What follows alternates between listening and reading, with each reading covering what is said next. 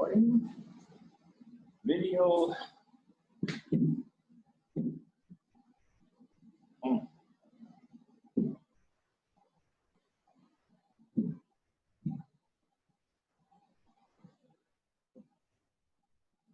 Now we're down to 8, huh? You all can hear me, right? Yes. Okay, good. Yes. Trying to find the, oh, it's here. Yes. Matthew.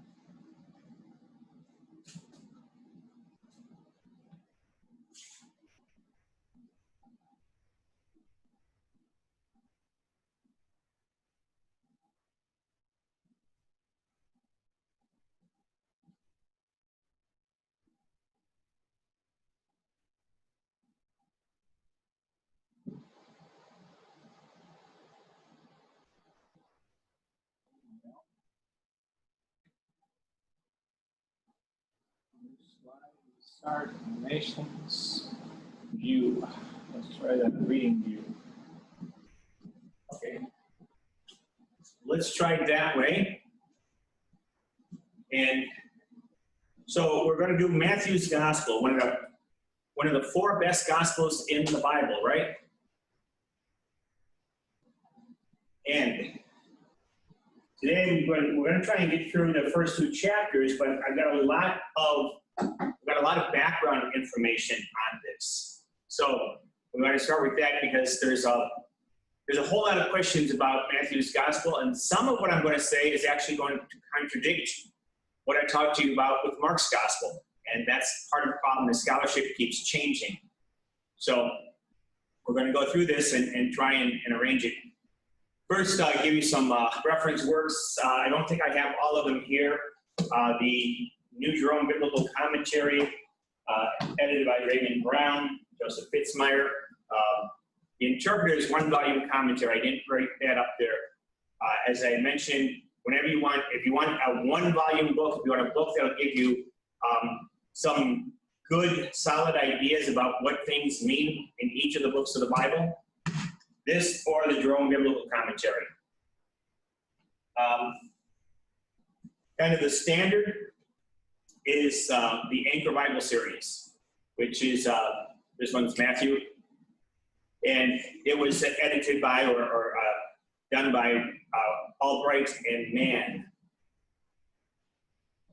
And then this is an old book, but reasonably short and solid, and this is Fenton's St. Matthew. And then finally, the one that I'm actually using for most of the commentary and that I'm doing most of my study on is the Catholic Commentary on Scripture. And that I got through Barnes & Noble through my Nook app. But you can also get it, I think, on Amazon. And you can probably get a book of it too as well. And this is one of the more recent commentaries, Catholic commentaries on the Scriptures. And it's a series that's ongoing still. I do want to mention that the Anchor Bible series is redoing their series over the last few years. And so they completed the Bible, and then with a whole new generation of scholars, they're doing a whole new series of commentaries on the various biblical books. So that gives you an idea of the commentaries. What I like about this Catholic Commentary on Scripture in the series is they do an interpretation, or they do an understanding of what is being said. They go back to enough of the Greek so you can learn some of what was in the original. So they use the New American Bible translation, but they pull in Greek words and then talk about what this means or whatever, so that way you have some understanding. But it's not heavily into the Greek, so you don't need to know Greek in order to do that. At the same time, they also offer at the end, and this is not as important to me, but they offer kind of a application and meaning type of thing in terms of Catholic living or preaching and things like that. But the commentary itself is solid interpretation, and they combine a number of methods. Most of the scholars are working in one or another method, and so what they're doing is they're gathering the various scholars and then putting them together kind of to give us a more comprehensive view. And so sometimes what they'll do is they'll say, well, there's this group and there's this group, and make your own decision type of thing. So when that's happening, I will tell you if I've made up my decision or make your own decision type of thing. And of course, when we're talking about biblical exegesis or biblical studies, we're talking about what's known as one is a source method. So trying to find the sources and what was originally written and where those things are from. So in a gospel like Matthew, we mentioned this in the book of Revelation, that John had this tremendous knowledge of the Old Testament. The book of Revelation has the most quotations from the Old Testament.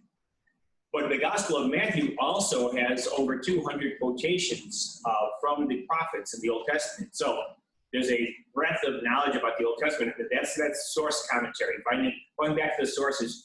Where is this coming from, or why is this happening? And so it's not just the biblical sources from the Old Testament, but also it might be sources in the culture or sources in society, or sources in various manuscripts of this. Then there's a historical critical method, which goes to look at the history of it, and then the literary critical method, which I tend to favor because it looks more at what is written, what we have, knowing that basically we're not studying the Bible in order to change it or try and figure out what was right or wrong or how it got there. We're trying to study the Bible in order to figure out why it's there for us today. So that's the reason I tend to use that method more than any other. But as I said, this commentary series tends to put things together, which I like. So, I didn't translate this page. I have to say, I'm doing a class in Spanish first, so I write the notes in Spanish. Some idea about the author, the context of the book. So first of all, Matthew. This gospel is recognized as the first gospel. First of all, the first gospel that was really widespread in the early church. And it was well known as early as 100 AD and widely spread even earlier, possibly as early as 70 or 80 AD. So there are people who speak about it. St. Ignatius of Antioch talks about Matthew's gospel. It's also the first gospel of the gospels that were written. And of course, there's a number of gospels that were written, only 4 of them made it into the Bible, because the others did not have teachings that were in accord with what the apostles were preaching. And of course, so they can say this is the gospel of St. Thomas, but if the gospel is saying things that doesn't sound like Jesus, you get kicked out. Same thing, there's a gospel of Mary Magdalene. There's any number of gospels out there, and they're known. And if you go to the Discovery Channel or something like that, they'll make this thing, oh, we got the lost gospel. Well, they've not lost. They've been found a long time ago, and they've been rejected because they're not gospel. They don't have the message of Jesus Christ. So the 4 that we have a similar message, a similar understanding of who Jesus is. So, but this is the first gospel that was written with the name of an apostle. And of course, since authors in that time period took whatever name they wanted, and sometimes they would ascribe their writing to somebody else who was more important, so that way people would read the writing. The first question is it really Matthew? Is it the apostle? Is it somebody else? Is it some other Matthew? Is it somebody who's just using his name? And that's one of the things we find in the letters of Paul. We found, a couple of the letters of Paul that were given ascribed to Paul but weren't written by Paul. And then the question is, well, do these belong in the canon or not? So the scholarship is divided on this. For the first 4 centuries, all the way up through St. Jerome and actually even St. Augustine in the early 5th century, it was clearly agreed upon that this Gospel of Matthew was written by St. Matthew the Apostle. All of the patriarchs of the church seem to fall into agreement on that. What happened, though, is scholars go into that, and then they start questioning the writing. And so one is, this is written in a very fine style of Greek. And because it's a fine style of Greek, the first attack is, well, how would one of the apostles have known to write Greek that well? And so, they kind of undercut the argument by attacking the man, saying he couldn't have done this. In addition, the gospel has a clear sense and a clear understanding of Jewish law. So if someone was really well versed in Greek, would they also have known Jewish law that well? And so there's this kind of back and forth. Well, because it has these two things, we don't think it belongs, we don't think that Matthew could have written it. So let's look at who the Matthew the Apostle is. If you remember from the Gospels, Matthew was a tax collector, which if he's a tax collector before he started following Jesus, that means he could read and write in order to get the job. And he would have had to read and write Greek. So if he could read and write Greek, it doesn't mean that he first of all, he wasn't uneducated. And, simply to say, well, he had this little job doesn't mean that he couldn't write well. Nobody knew who Shakespeare was until the plays started coming out. And then all of a sudden, these plays are marvelous. And again, the same charge is made against him. Well, he couldn't have done it because he didn't have enough of education to write that well. So Matthew is a tax collector. So he obviously would have had to have known Greek and would have had to have a level of education. But he's Jewish. And therefore, he would have been raised in a Jewish household with a Jewish understanding of the law. So he would have known about the Jewish law, Jewish traditions. And the two arguments made against Matthew being the author are actually in favor of Matthew being the author. So the commentary, the Catholic commentary, falls on the line of Matthew the Apostle is the author, and I would agree with that personally. But again, scholarship, if you read different scholars, you'll find different people saying different things. Raymond Brown, one of the great scholars in the Gospels, actually more famous for John's Gospel than Matthew's Gospel, also comes down to the side that Matthew the Apostle wrote the Gospel. So it was the first Gospel written with the name of an apostle. It was written by an apostle. Now the question, and this was the question I brought up with Mark, and again, you can take this either way. And so it's what's called the synoptic problem. The first 3 Gospels, Matthew, Mark, and Luke, are in agreement on many different parts of the story. So they kind of build the story in much the same way. And Mark is the kind of central figure for that, because 85% of what's in Mark is also in Matthew's Gospel, and I think 80% of it is in Luke's Gospel. So the scholars look at that and say, well, if 85% of Mark is in Matthew and 80% of Mark is in Luke, then Mark must be the one that they copied from. Kind of makes sense, but their base reasoning for it behind that is also that Mark is the shortest gospel, and therefore, since it was shorter, it was first because then the other 2 expanded upon the gospel. And again, that sounds right, but let me give you my own experience. When I was writing out my homilies, when I was a seminarian, and I'd write my homilies out. So I'd write them out and carefully craft them and make sure they're there. Well, then I got to the point that I wanted to try doing the homily without the notes. So what happens when I do the homily without the notes, which I still do today, is some of the things that I wrote I forget to say. I cut it out. So the first version is the longer version. Also, every week I write a bulletin article. And usually I start writing the bulletin article, I get to the end of the column, and I realize I'm not done. So now I have to go back and tighten it up and cut things out again. So the argument that the first version, the short version must be the first version, that doesn't always hold. Sometimes the short version is the edited version for whatever reason you needed to edit it. And so the argument makes sense. There's nothing particularly wrong with it, but it also doesn't ring true to every experience. And so it's not a solid foundation by itself to say that Mark would have been the first gospel written. The other side of that is, where did the gospel come from? Now, in terms of, since Matthew, Mark, and Luke all have many of the same stories, well, then isn't one of them the basis for this?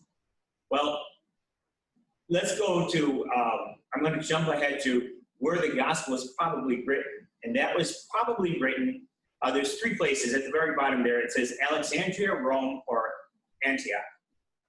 Alexandria, some people guess it's Alexandria simply because it has a strong Jewish community. And Matthew's gospel has a strong bent toward Judaism and how Judaism, Jesus, it constantly says, Jesus did this to fulfill the law. And so it shows that Jesus is a faithful Jew.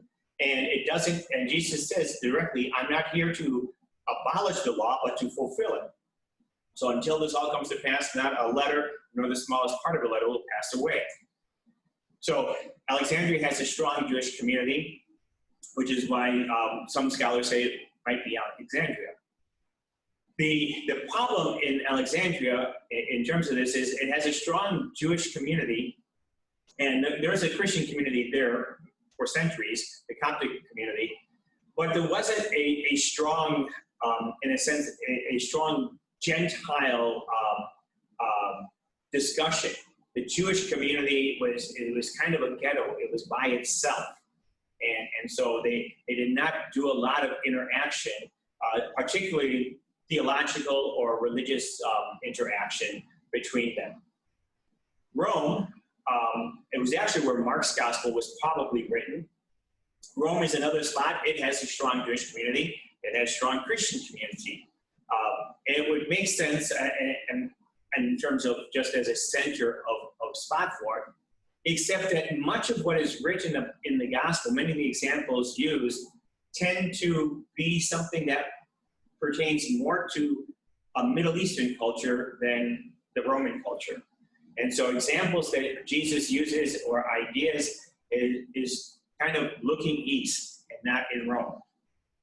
Antioch, the third choice and the one we're going to land on, is on the seacoast of northern Syria, north of Lebanon, actually, where Syria comes to the sea as well. And Antioch is an ancient town. Strong Jewish community was there, strong Greek community, strong Christian community. Remember, in Antioch, St. Paul in Acts of the Apostles says Antioch was the first place where the followers of Jesus were called Christians. So it was the first time they were called Christians. So there was a strong interchange and strong dialogue because the early Christians, many of the early Christians were Jewish converts. And Christianity had to kind of pull itself away from Judaism. So Antioch seems to be the place that would make the most sense because of the strong Jewish community, but also the strong Christian community that they were in dialogue with.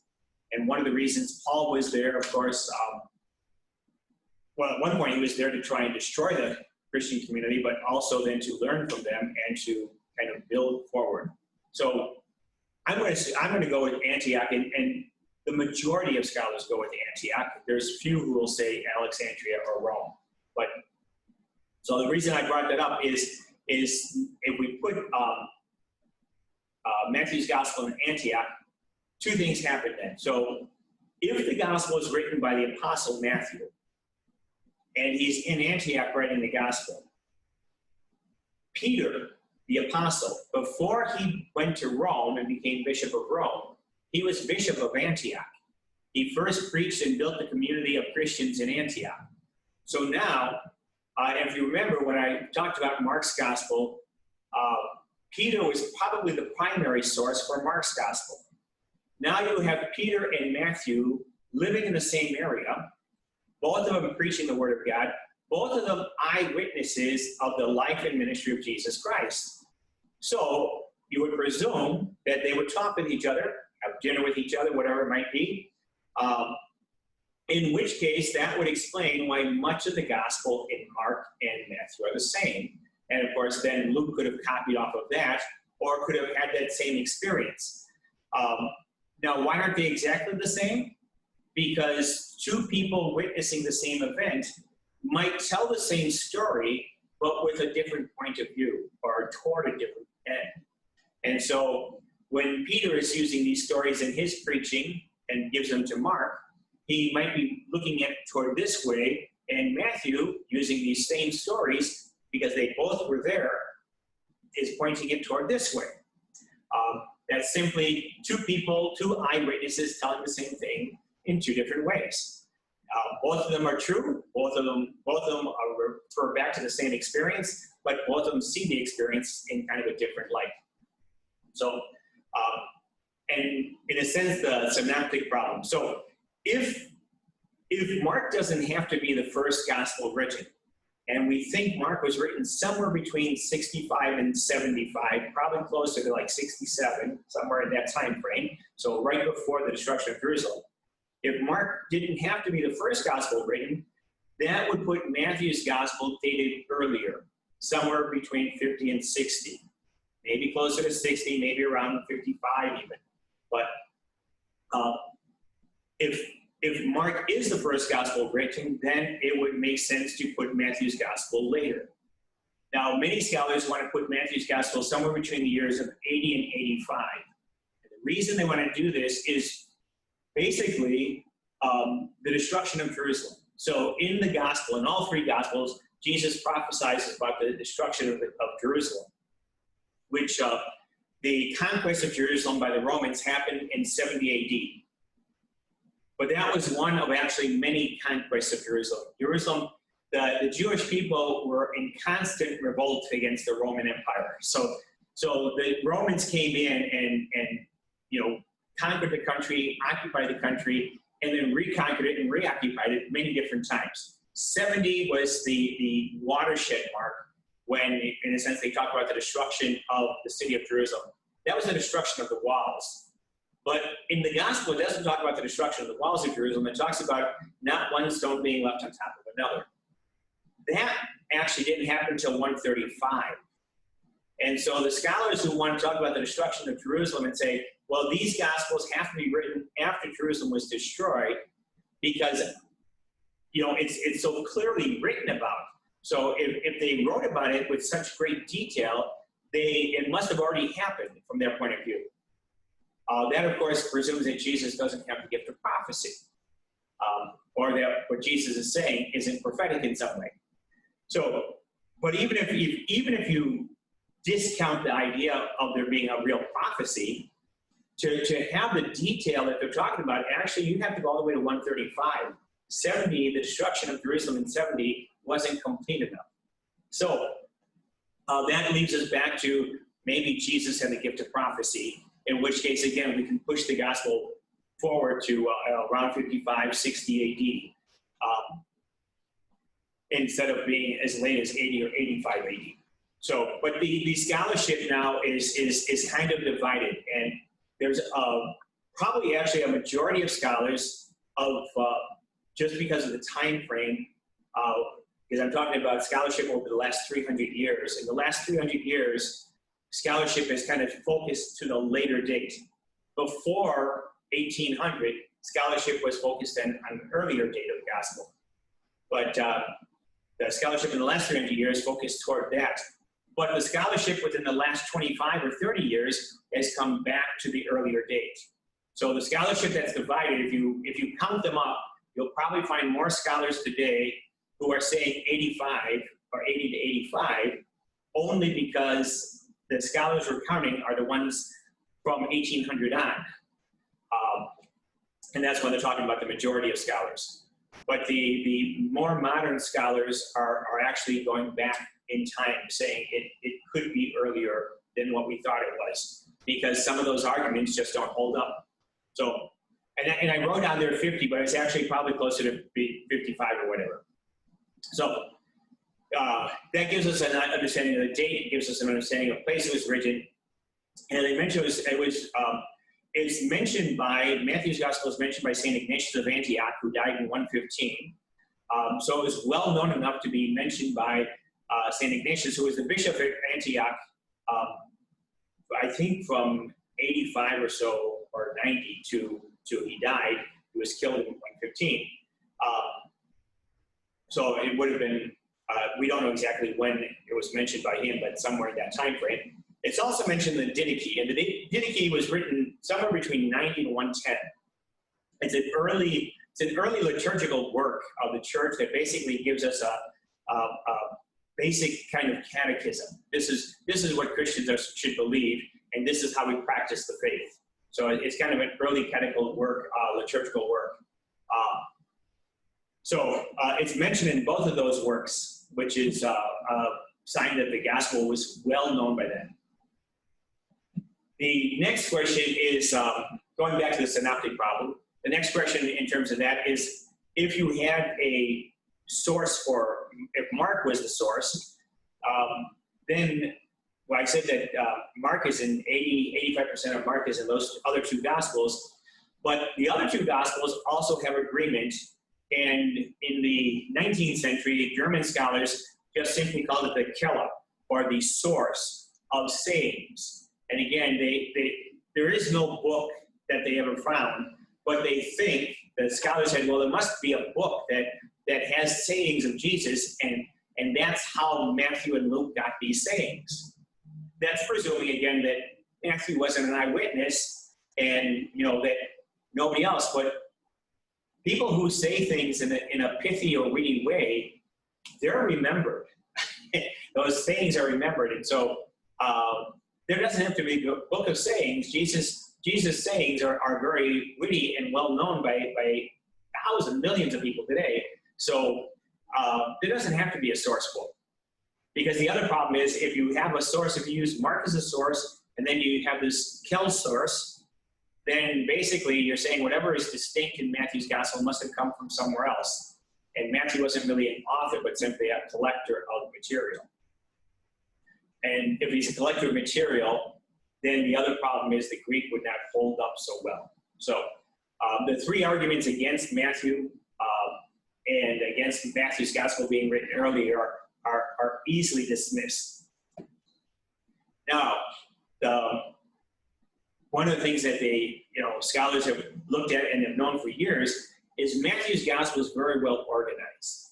The question, though, is it organized in 3 parts, 5 parts, or 6 parts? So, but it's very well organized, and because it's so well organized, Matthew's gospel has been used for centuries, for millennia, as the catechetical teaching of the church.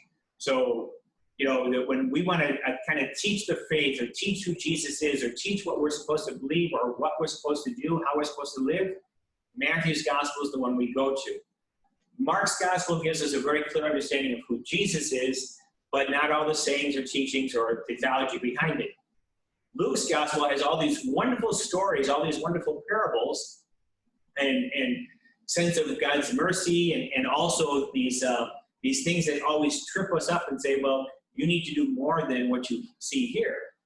But Matthew's gospel is very clearly delineated and very helpful. So the question on 3 parts is, you can call it 3 parts because if there are twice a line appears from that time on. And so those who divide the gospel into 3 parts simply say, well, because this line appears twice. So there's the first part of the gospel, which is basically the narrative, the infancy narrative, and then the baptism and the temptation in the desert. And then it says from that time on, and everything changes in the gospel. Jesus starts teaching, he does his miracles, and everything else. Toward the end of his miracles, then it says again, from that time on, and then we're racing toward the passion and death and resurrection. So those who put it into 3 parts say, that phrase marks out the three parts of the gospel. Certainly plausible, and it makes sense. Those who put it into 5 parts, notice that the gospel has 5 distinct times when Jesus is teaching.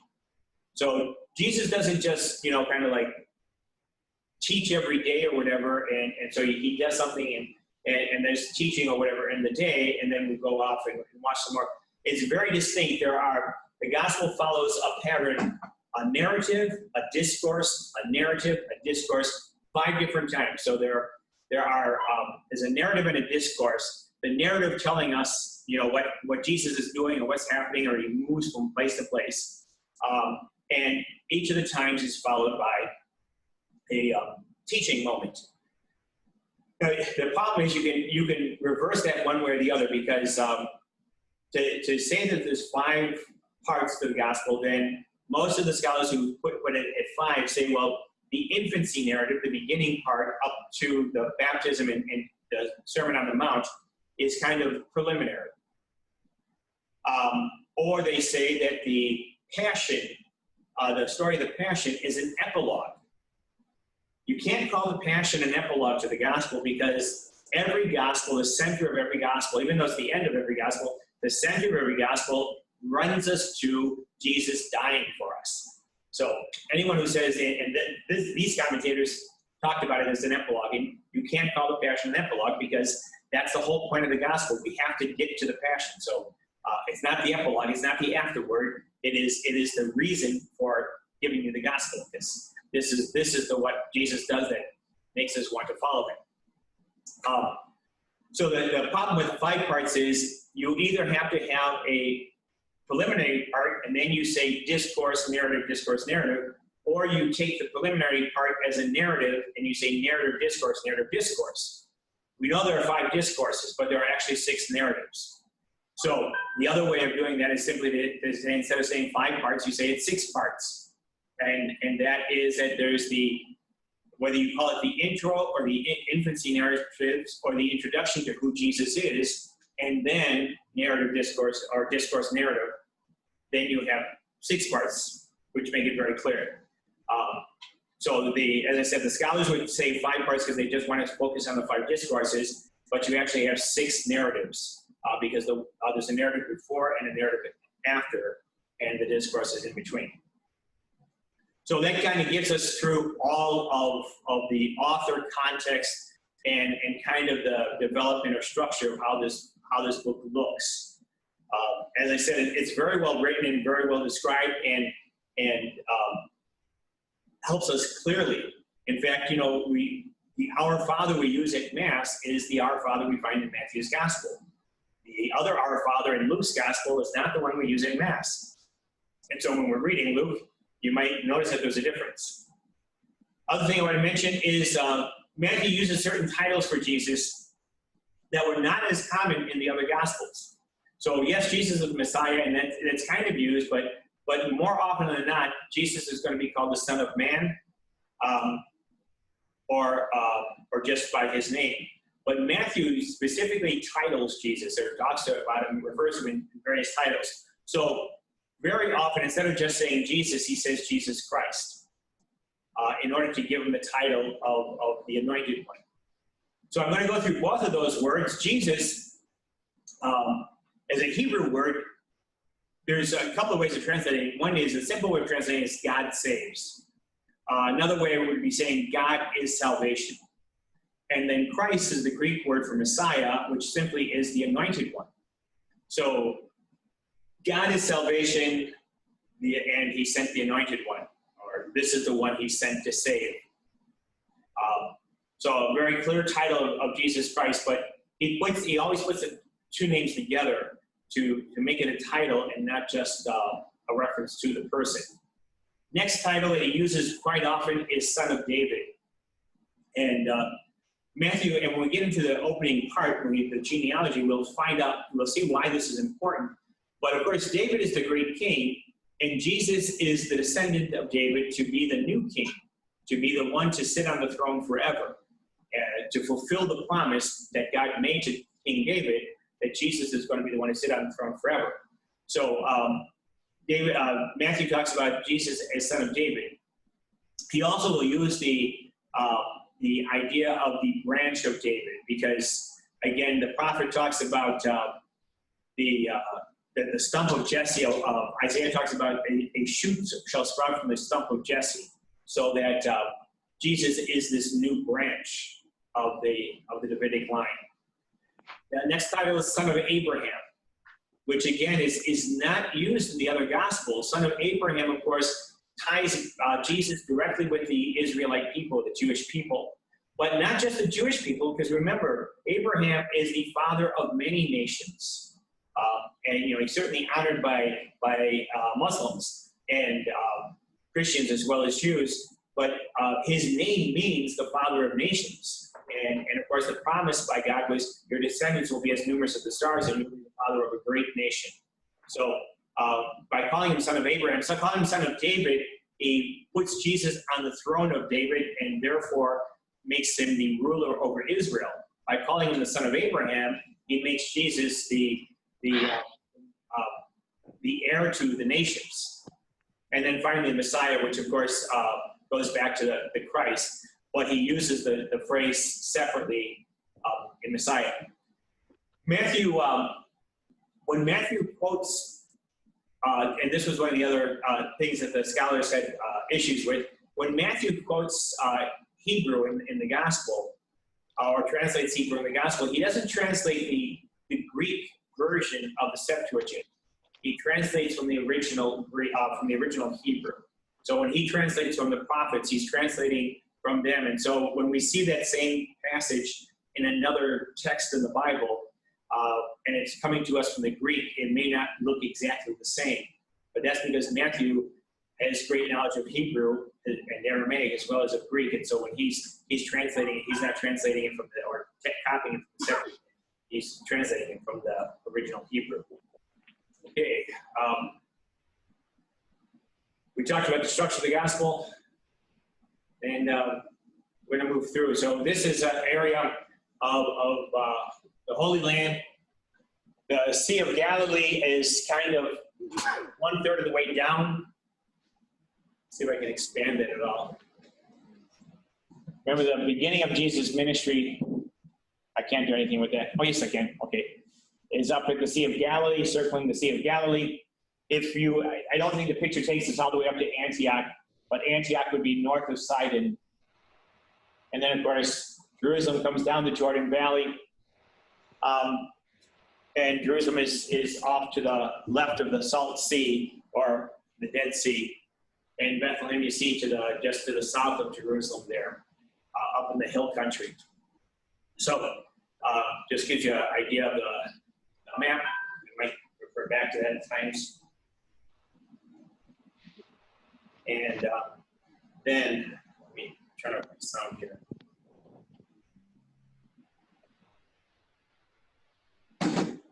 Okay, so we're going to get to the gospel then. Let me ask if there's any questions. So I'm going to stop the sharing for a second, let you see if there's any questions from anybody.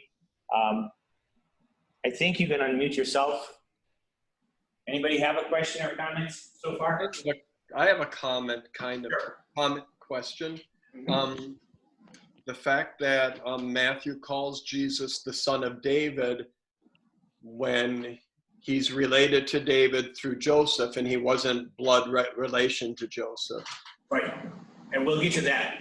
Okay. As we get to the genealogy, we'll talk about that exactly. Okay. Okay. Any other question? I have a question, Father. Sure. Mm-hmm. You talked about Matthew in relation to Mark and Luke, but you didn't mention John. What was the relationship there, or is that later? Well, the three Gospels, Matthew, Mark, and Luke, have a similar format in terms of their explanation or bringing the presentation of Jesus. John's Gospel, as you go through John's Gospel is very theological and very philosophical. So there's an entirely different sense. In fact, John's Gospel is divided, what John calls himself, the book of signs and the book of glory. So John divides his gospel into the signs that Jesus does, and every time Jesus does a miracle, he says that this was the first sign, the wedding at Cana, this is the first sign that Jesus did, or Jesus performed this sign. So he doesn't call them miracles, he calls them signs. And and these are signs of Jesus's future glory, and he calls the Passion the book of glory. So because the gospel is built completely differently, and John has a much more philosophical bent in the Greek, it doesn't line up. And the stories in John, some of them do line up. Obviously, the multiplication of loaves and fishes, that's the same story told throughout all four gospels. But most of the stories in John are not recounted in the other gospels, and vice versa. And that's why the first three are called synoptic gospels, because they have the same point of view. They look the same way. They look like each other. And then John's gospel is completely, it's called a Gnostic gospel, because John talks about this knowledge of Christ. So, Thank you. okay. Anything else? Okay, then let's move on, because they'll get right to Ted's question almost immediately. So, of course, one of the big problems in reading the Bible, anybody who picks up the Bible, if you get to the first 4 chapters of Genesis, everything's going along fine. You get to chapter 5, and all of a sudden you've got all these names. And nobody wants to read through all these names. Nobody knows who they are. Nobody wants to read the names, and so they stop reading.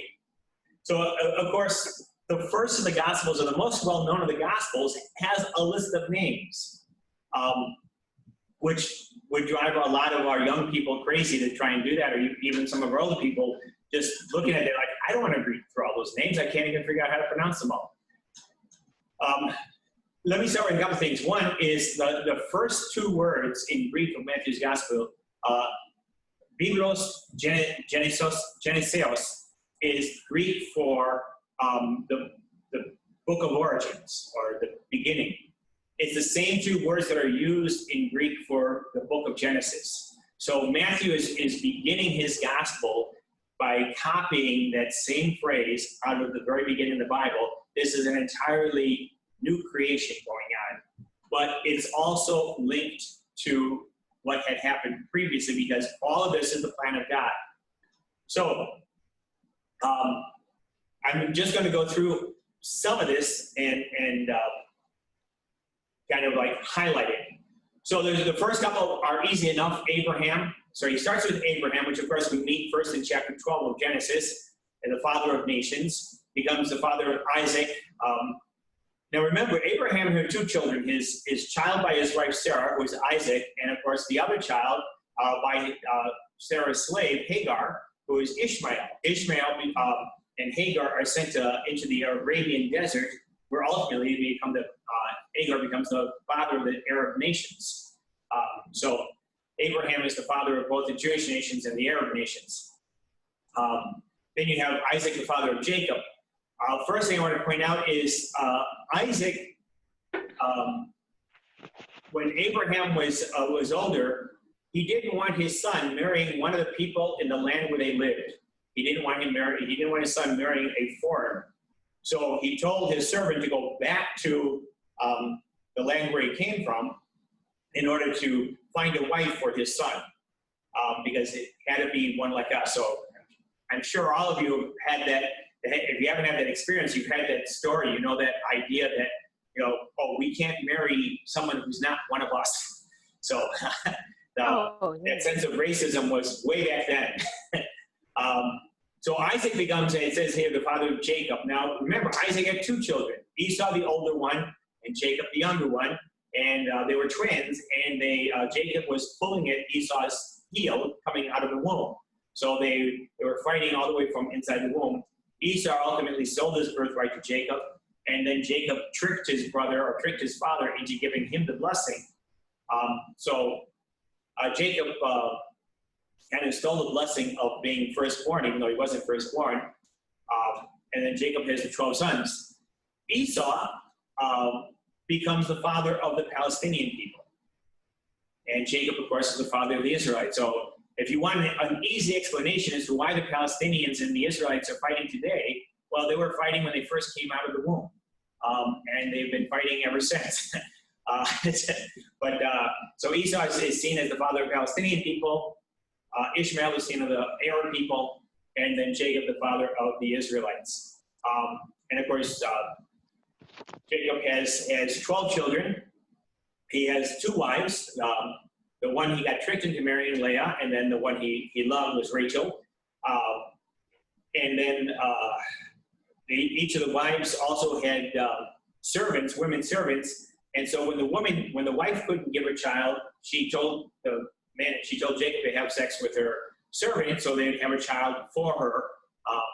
And so that's how he got the 12 children. The oldest one being Judah and his brothers, and then Judah becomes the father of Perez and Zerah, whose mother was Tamar. Tamar is the first of 4 women mentioned in the list. And the 4 women are mentioned in the list are always highlighted for their lack of character, if you want, or so Tamar Tamar was a prostitute, and then we go down to Bathsheba, who's the mother, the wife that had been the wife of Uriah. She, of course, was an adulteress because she had a husband and had sex with David, and so she was an adulteress. Then you come down and you get to another prostitute. You get to a foreigner who is Ruth, and then of course you get to Mary, who's an unwedded mother. So you have the women who are listed they're all highlighted. People highlight them for their lack of character. However, none of these guys here had very good character to begin with. So none of the men listed here, even going all the way back, if you want to go, and Abraham is kind of like the solid figure. But remember, Abraham was told to leave everything behind, take his wife, and go to a new land. But he didn't just take his wife, he also took his nephew with him. So he couldn't leave everything behind to follow God. And then, of course, when God said you'll have a son, he didn't trust it, had sex with Hagar, and then God comes back and says, no, you're going to have a son through Sarah. So again, Abraham being the faithful one that we always talk about as being faithful one, wasn't as faithful as we want to say he was. Isaac stole his birthright. Jacob, everybody knows the story of Jacob and his favorite son Joseph, and how Joseph got everything, and his brothers became so jealous that they sold him into slavery. They wanted to kill him, sold him into slavery. So many of these guys have real problems. And when you get to some of the kings, remember David, if Bathsheba was an adulteress, David was an adulterer. Solomon ended up building temple. He built a great temple for God, but then he also built temples for his wife's gods. He had 300 wives, and he started building temples to other gods in Jerusalem. So Solomon was an idolater. So you have an adulterer, you have people who did all kinds of things. So you have some of the kings here, Uzziah, Ahaz. None of them are great character. So when somebody tells you the women there are jaded women, well, no, the men there are much more jaded.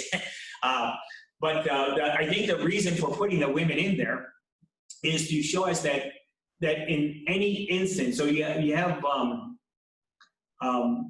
the mother of Solomon, Bathsheba, David who had relations with the wife of Uriah. Uriah was not a Jew; he was a Hittite, and presumably then his wife was also a Hittite. So again, you're bringing other people in. Tamar was also a foreigner. So you have Ruth and Bathsheba and Tamar, who are all in foreigners. They're bringing other people into the bloodline, which is perfectly fine.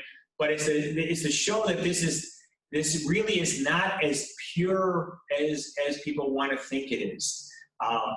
And the reason for that, of course, is that God makes his plan happen despite what we do to stop it. So no matter what we do in terms of our sin that might try and stop God's plan, God makes the plan happen. Next thing that Matthew points out in here, so in the list of names, Matthew points out that he goes from Abraham to David, and then he goes from David to the Babylonian exile, and then he goes from the Babylonian exile to the birth of the Messiah. And he mentions that there are 14 generations between Abraham and David. That's about 800 years, and there's 14 generations. From David to the Babylonian exile is about 430 years. And again, 14 generations. And then from the Babylonian exile to the birth of Messiah is almost 600 years, 590 years or so. And again, 14 generations. So the time doesn't match, but he wants to balance. There's a balance here. And that number 14, David here is mentioned time and time again. He's the only one. Everybody else is mentioned twice because, Boaz became the father of Obed, his mother was Ruth. Obed became the father of Jesse. So they're mentioned twice. First as they're born, and then as become the father of someone else. David is mentioned 5 times in here. And David, of course, is the great king that everybody looks to, and that they're waiting for the Messiah to come from the line of David. There had been no king from the Davidic line sitting on the throne since the exile. King Herod bought the throne. He was not the king. He did not have royal blood. He actually was a foreigner as well. So he converted to Judaism, but he was not a Jew by birth. He was from Idumea. So the idea, so 14 generations, the name David, written in Hebrew, remember in the book of Revelation class, I mentioned that each of the letters of the alphabet is assigned a number. Well, so that the name David, if you add up the letters, adds up to 14. So you have 14 generations. You have David, from Abraham to David, you have the number for David. From David to Babylon, you have the number for David. And from Babylon to Jesus, you have the number for David. So the only trick happening here really is that Matthew is using that number that corresponds to the name of David and lining them up. Historically, it doesn't add up otherwise. It doesn't make sense that you can have 800 years and 14 generations, and then you have 14 generations in 550 years. So the other things I want to mention, one of the things that, for us, most of these names don't mean anything for most people, but each one of these names tells a story. So anybody who is familiar with the Bible would already know the story of Perez and Zerah. They'd know the story of Jacob. They'd know the story of Judah and his brothers. They know the story of Uriah. They know the story of Uzziah and Ahaz and Hezekiah. They know all these stories. And so what Matthew is also doing here is he's not trying to give us a genealogy as much as he's trying to give us this sense of, here's the history of Israel. Here's the history of God's presence, sinfulness, salvation, however you want to look at it. But each one of these names will bring back the idea of a story. So it's like at Christmas time. You hear a song and each song tells a story, or you just see a character and you know the story of this character. And that's exactly what's happening. So to the well-versed Jew, the person in their faith, a well-versed Christian who knows the Bible well, each of these names mean something. These are not names that are completely unknown. These are names that are all written in the Bible. They're all part of we can find them in the books of Kings. We can find them in Samuel. We can find them in Exodus, Genesis. We can find them in Judges. So they're there for us, the book of Ruth. We just have to, if we know that they're there, then we know the story. And that's what he's trying to do, is he's trying to highlight each of these stories for us as well. So now, when we get to the end, so that's the total number of generations from Abraham to David is 14 generations, from David to the Babylonian exile, 14 generations from Babylonian exile to the Messiah, 14 generations. Let me go back one. So Eliud, verse 15, Eliud, the father of Eleazar, Eleazar became the father of Mathan, Mathan is the father of Jacob, Jacob the father of Joseph, the husband of Mary. So this is what Ted was mentioning. Of her was born Jesus, who is called the Messiah. So we have the first issue the first thing is, of course, we have to get Jesus to be of the Davidic line. If he's going to be the true Messiah, he has to be part of the Davidic line. But from what's written here, he's not.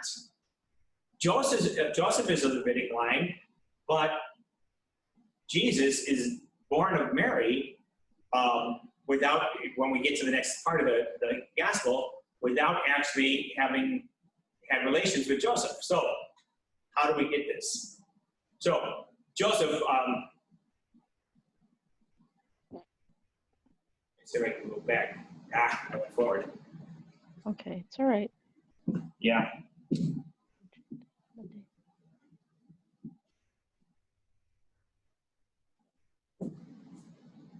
That part I don't know how to do. Well, just tell it then. Well, let me pull it up though, because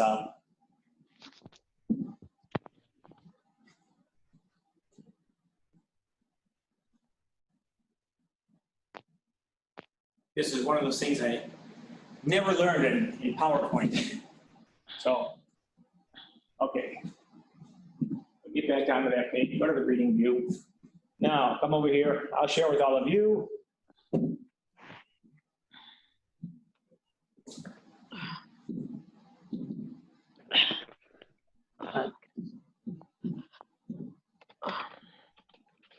Okay. So, but before they lived together,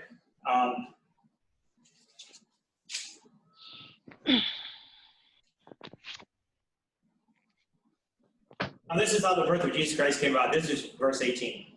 When his mother Mary was betrothed to Joseph, but before they lived together, she was found with child through the Holy Spirit. I mentioned this in the class of the book of Revelation. The Jewish wedding ceremony, or Jewish marriage, had two parts of the ceremony. The first one was the betrothal, and being betrothed was not like it is for us. And, the promise to marry. It wasn't the guy asking the girl asking the guy to be married. And it's a promise. From their mindset, it was they were married, but women were often married off at a young age, and they would spend a year or even more still living with their parents while the husband prepared the home, while she matured a little bit, was taught to do whatever she needed to be taught to do. So the first part, the betrothing, they were considered legally married, but they did not live together. The second part was then the husband would take the wife into the home. And then, of course, then they would have relations. So in the betrothal, they did not have relations because they did not live together, but they were legally considered married. So, of course, when she's found to be with child through the Holy Spirit, when she's found to be with child, first thing is then she's committed adultery, which by the law is punishable by death, by stoning. But Matthew says right away, but before they lived together, she was found with child through the Holy Spirit. So he's trying to avoid that sense that she did anything wrong here. Now, then the next question is Joseph, how does Joseph respond? Joseph, her husband, since he was a righteous man, yet unwilling to expose her to shame, decided to divorce her quietly. So the whole phrase there, basically, there's two ways. Joseph either says, I don't believe you, in which case it would make sense for him to accuse her of adultery, or he does believe her, in which case, as a righteous man, he doesn't want her to die, because that would be what would happen if she was accused or she was found to be pregnant that wasn't his. So the presumption is Joseph actually, at least the way the phrase is written, Joseph must have believed her, that it was through the Holy Spirit. Okay, can I ask something? Sure. Uh-huh. Yeah, this was a long time ago when I saw this, and it was only a movie. Right? In Jesus of Nazareth, Joseph was talking to the rabbi and asking the rabbi for advice. Right. But I mean, he didn't go along with it because he had a dream and the angel explained it to him. But did he really go to a rabbi and talk about it, or did he keep it to himself? No, that's Hollywood. Because it doesn't say that in the gospel, but it would make sense to say that he might have gone to the rabbi, but the rabbi would have told them, the law says you have to put her in evidence and she must be stoned. Yeah, that's what I figured. Okay, so if he had gone to the rabbi, and of course he wouldn't have wanted that to happen. But the other side of that, the way it's written here, makes it sound as Joseph believes that it was through the Holy Spirit, because he's unwilling to expose her to shame. So any other situation, would have brought her death, basically, unless they could kind of keep her off by herself quietly in the hill country or something. So such was his intention. When behold, the angel of the Lord appeared to him in a dream. And of course, that's what happened. So the movie is accurate about the dream part. It just adds things to it, like going to the rabbi for dramatic effect. So let's get to this. So in the Bible, there are two people named Joseph. In the book of Genesis, you have one of Jacob's sons, whose name is Joseph, has the multicolored coat, but he's also able to interpret dreams. And then, of course, then you have this Wow. Joseph. I didn't even. And this Joseph, every time God talks to him, or an angel talks to him, he's going to talk to him in a dream. The name Joseph means God's dreams. But the word for dream in Hebrew is the same word for wisdom. Because sometimes we have more wisdom when we're dreaming than we do when we're awake. So they use the same word for wisdom and dreams. So Joseph, you can say the name is either God's wisdom or God's dreams. But we find every time the angel of the Lord speaks to him, he's going to speak to him in a dream. And you notice the first thing he says, Joseph, son of David. So he highlights again the idea, you're the son of David. Do not be afraid to take Mary, your wife, into your home. Because the other part of that, it wasn't just shame for her, it would be shame on him. It would be shame on him for allowing her to have this child that wasn't his. So do not be afraid to take Mary, your wife, into your home. For it is through the Holy Spirit that this child has been conceived in her. Now, this is the part that gets to what your question was. The angel says to him, she will bear a son, and you are to name him Jesus, because he will save his people from their sins. So, two things that makes Jesus the son of David. First, Joseph takes him into his home. Joseph is a son of David and takes Mary and the child. So by taking them into his home, he makes them part of his family. And therefore, he becomes a son of David. And then, of course, who gives the name to the child? Not Mary, but Joseph. And so the one who names the child is the one who has the claim of fathership. So that's why he can say, she'll bear a son, you are to name him Jesus. And that, of course, will make him a descendant of David. In Luke, Mary names him, right? Right. So does that? Joseph's not there, other than in the census and in the going out to the Jerusalem and coming back. But Joseph doesn't say a thing in Luke. But that's what makes it. And there are some scholars who would try and find the lineage of Mary, and then Mary was obviously of the Levitic class because her cousin married a Levite, so it was probably, and they lived in Bethlehem, probably was of the Levitic class. So she was probably of the priestly class, which of course would make Jesus a priest as well as a king then. So he gets his priesthood through Mary, he gets his kingship through Joseph. But some scholars would want to try and find a way to show that Mary also had some lineage back to David as well. And that could very well be, every Irishman in the world thinks he belongs to, I forgot the name of the king in Ireland back in the year 600 or something like that. So, but that could very well be too, that because certainly David was prolific, but Solomon was even more prolific in terms of the number of women he impregnated. So so this is how Matthew sets it up, so that he is the son of David. And then, of course, the name Jesus means God is salvation or God saves. But you notice, so the idea of the Messiah is that he's going to be a political savior. And the angel specifically says he's going to save his people from their sin.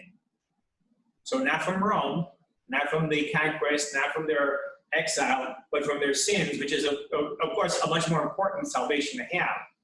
But it's very specific, and he sets up the whole thing here in that first chapter, which you might just skip right by when you see all the names. So, and again, this is something that we're going to see time and time again in Matthew. All this took place to fulfill what the Lord had said to the prophet. So Matthew's going to come back and quote the prophet time and time again, different prophets, but he's only going to say the prophet. And so, behold, the virgin shall be with child and bear a son, and they shall name him Emmanuel, which means God is with us. So this is what Isaiah says to Ahaz.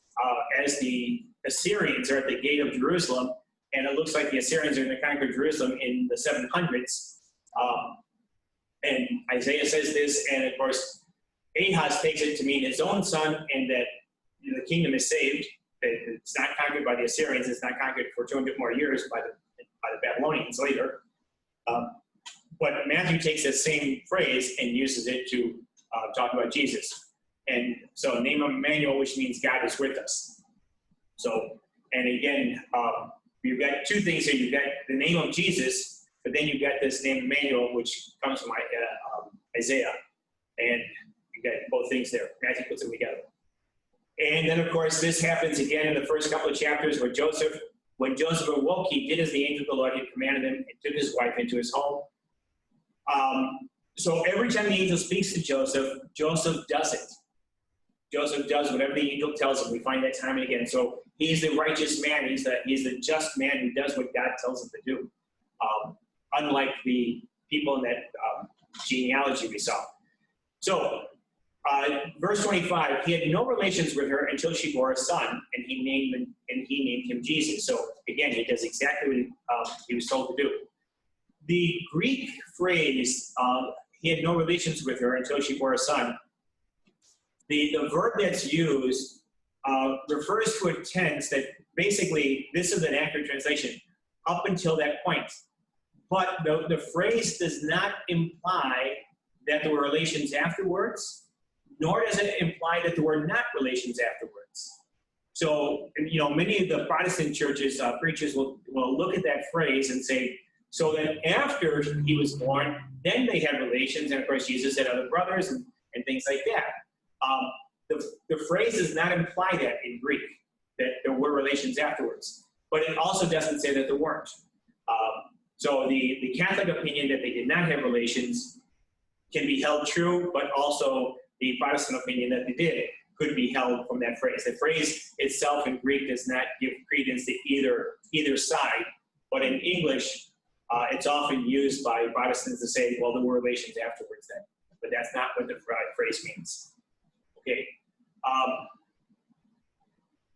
So any questions on chapter 1? Because then we'll get to chapter 2. I can figure out how to do this again. Any questions? Chapter 1? We're good? Easy enough? Okay. Then we'll go up and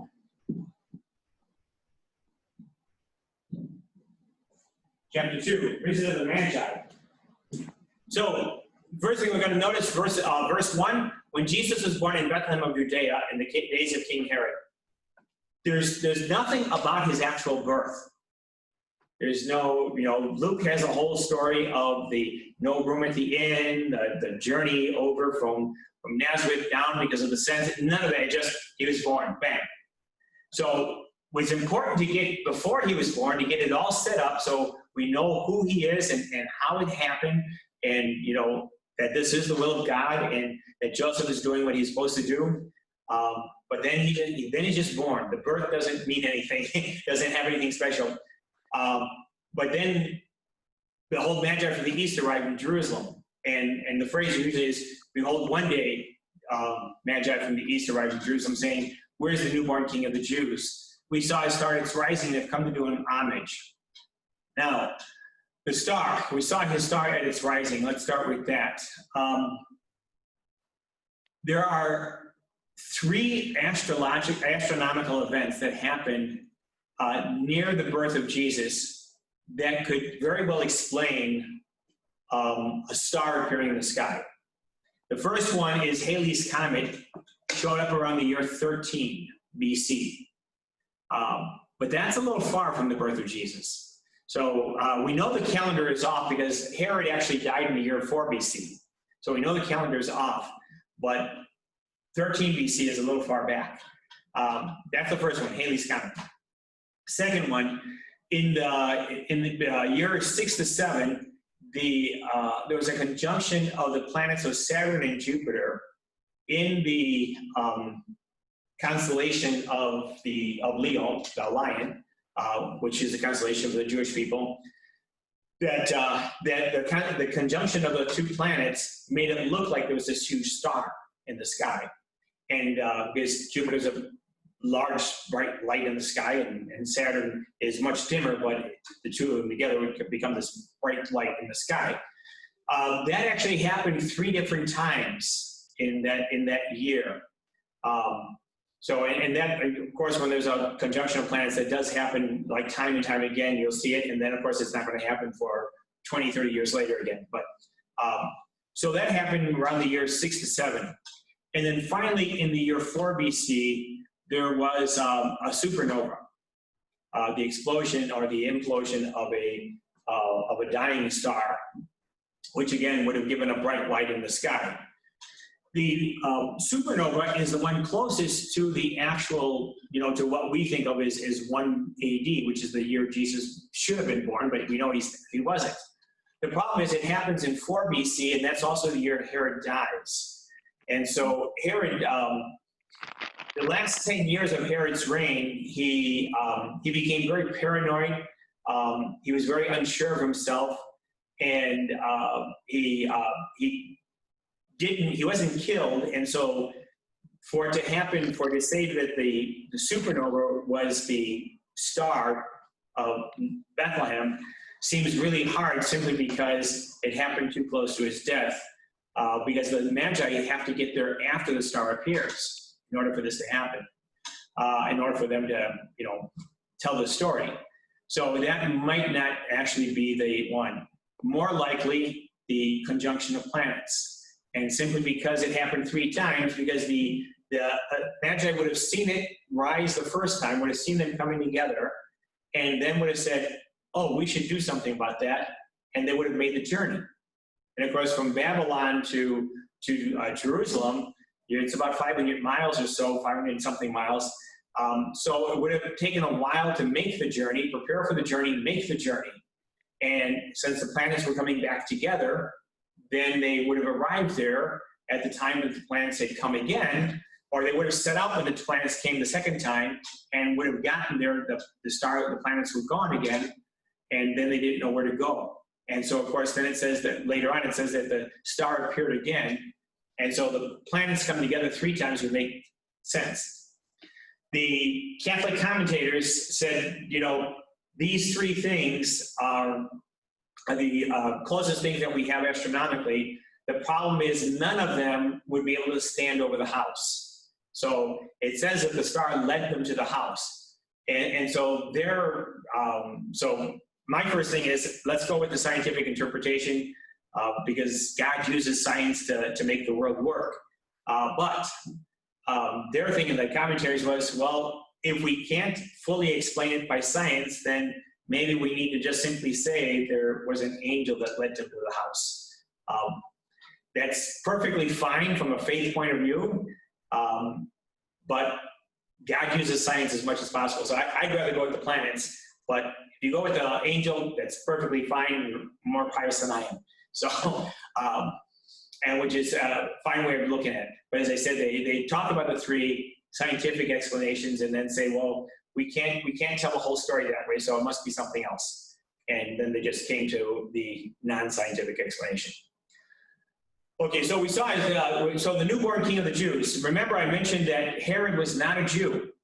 And he was only on the throne because he bought the throne from the Romans. And in the last 10 years, Herod became more and more paranoid about who was going to succeed him and who was trying to kill him to take the throne before he was ready to give it up. Herod had killed his wife and 3 of his sons in paranoia, because he thought they were after the throne.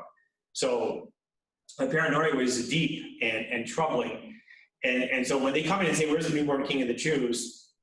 Herod's going to be greatly upset, and with him all of Jerusalem.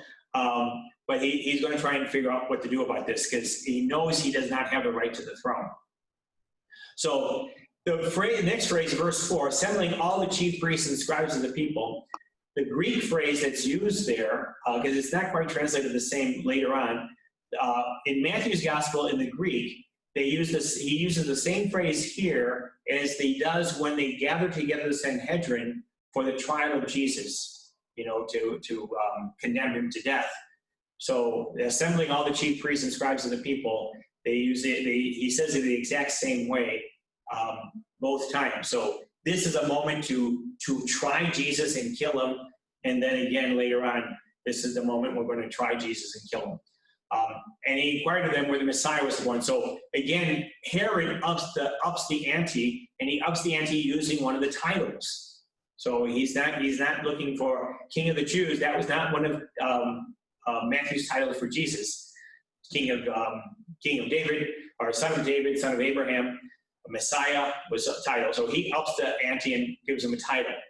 And they said to him, Bethlehem of Judea, for this has been written to the prophet, and you, Bethlehem, land of Judah, by no means least among the rulers of Judah. So remember, Bethlehem is the city where David was born. And so it's not just, Bethlehem of Judea, it's the city where the king came from. And David and his family moved out of Bethlehem and moved into Jerusalem and all that.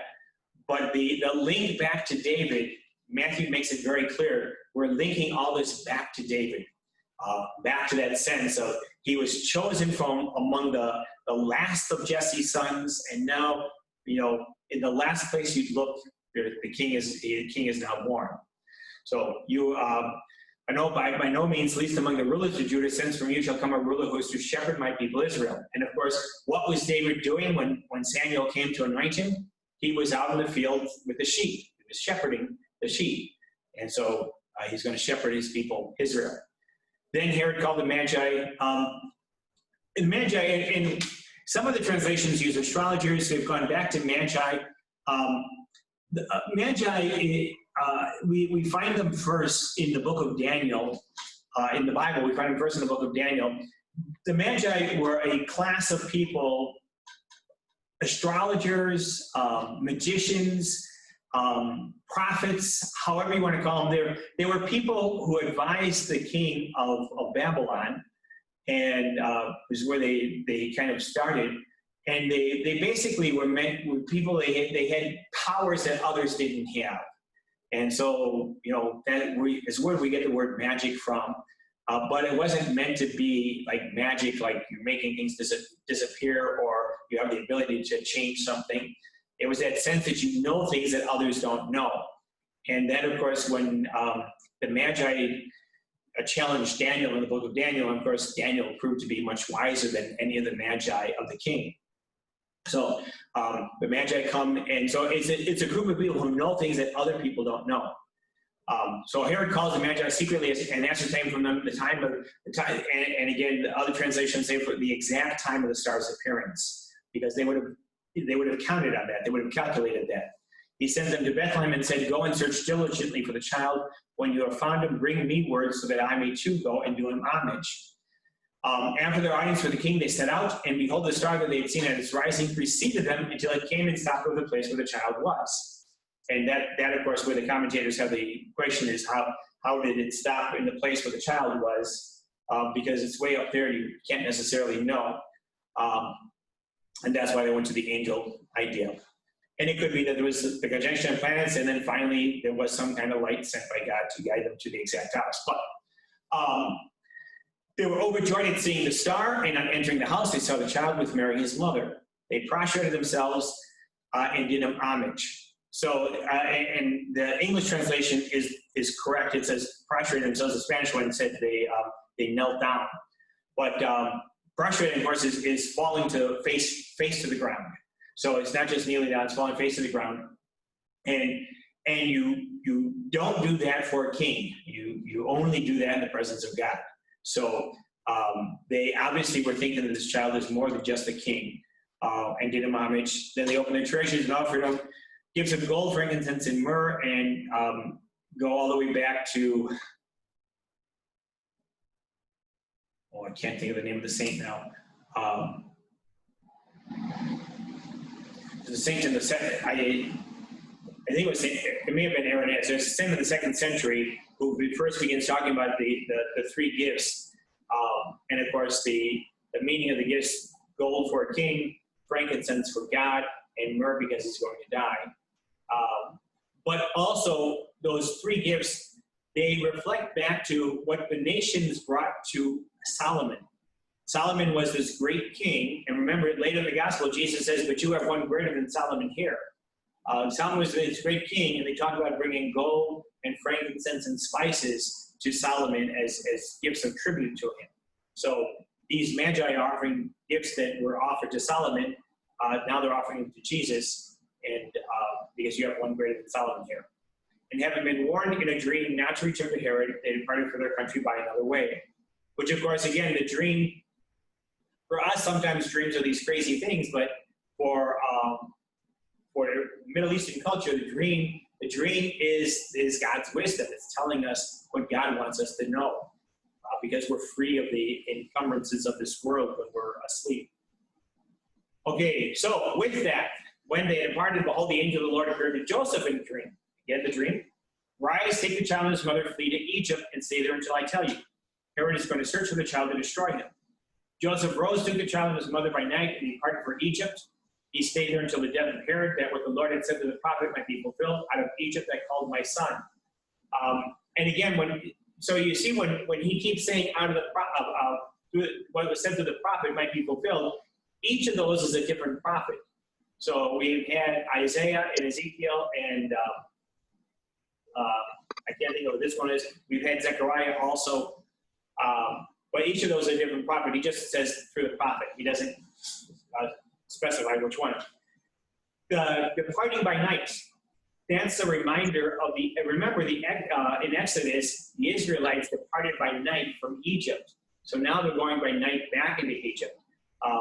He's basically retelling the Exodus story backwards. So now rather than fleeing from Egypt, they're fleeing to Egypt. And they're being guided by the Lord. They're leaving at night. And it's because of the fear of the king. So not the fear of Pharaoh, but the fear of the king Herod. He stayed there until the death of Herod, that what the Lord had said to the prophet might be fulfilled. Out of Egypt I called my son. So again, to remind them again of the Exodus story, because the Israelites were out of Egypt.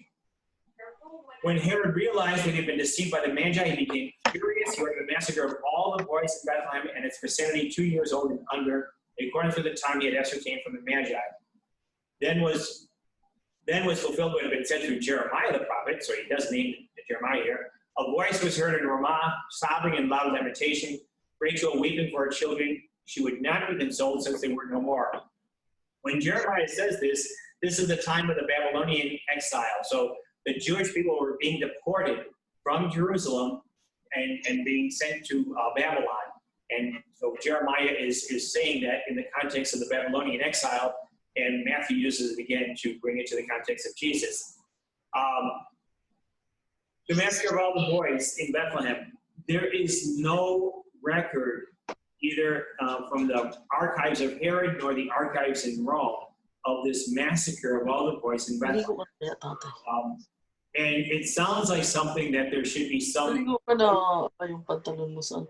nothing there. The thing, though, is Bethlehem probably had 400 people living in it. So there might have been 20 boys at best.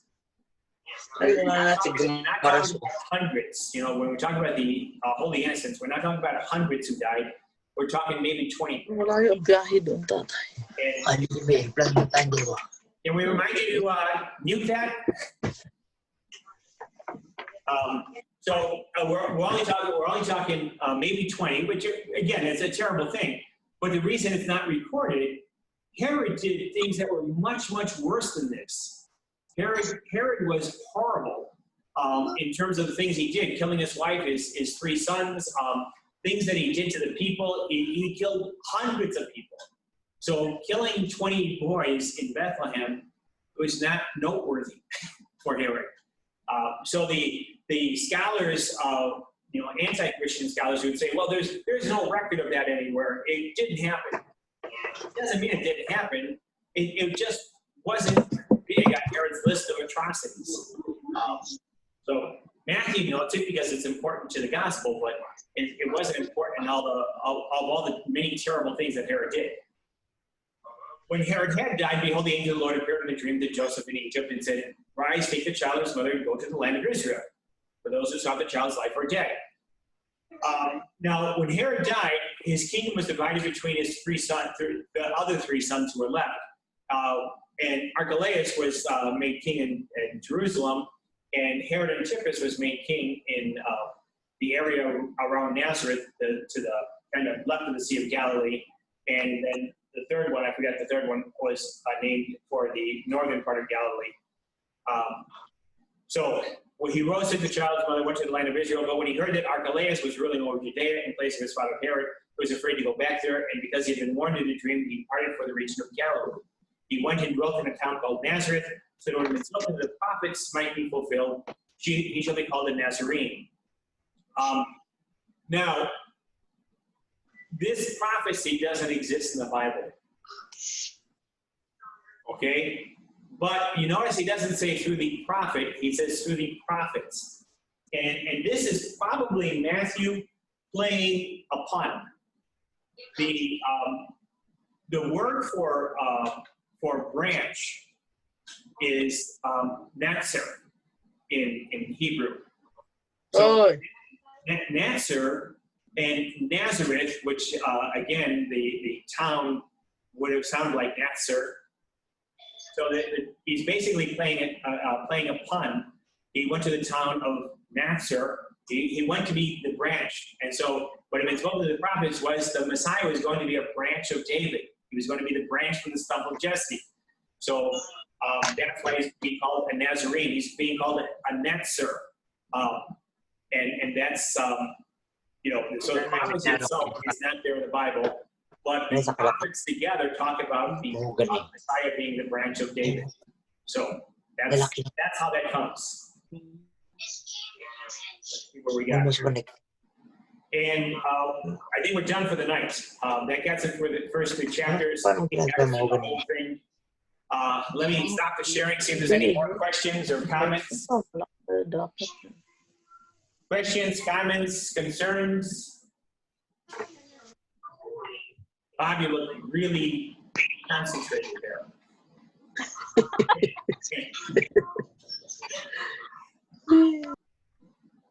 No worries. Everything's good. Okay. Yes, fine. Thank you. Okay, so Wasn't the third son of Herod Philip? yeah, Archelaus, Herod Philip. yeah, probably. I just didn't have it at the tip of my tongue, so I didn't want to say it. It wasn't worth unmuting. Pardon me? It was not worth it for me to unmute for that. Oh, okay. But Phil, okay. No other questions? So next week, chapters 3 and 4, and possibly into 5. 5 begins the Sermon on the Mount, and it's like 4 chapters, so I'm not sure that we can do the whole Sermon on the Mount in one craft. But so we might just tap into it for next week, but not go very far into it either, because it's a long piece by itself. But that's what we'll do, 3 and 4, and then so that'll give us into the kind of the ministry of Jesus, and then into the beginning of the first discourse, which is the Sermon on the Mount. Anything else? Thank you very much. I'm glad you're all able to make it. Hope you enjoyed it. Thank you, Father. Okay. Thank you.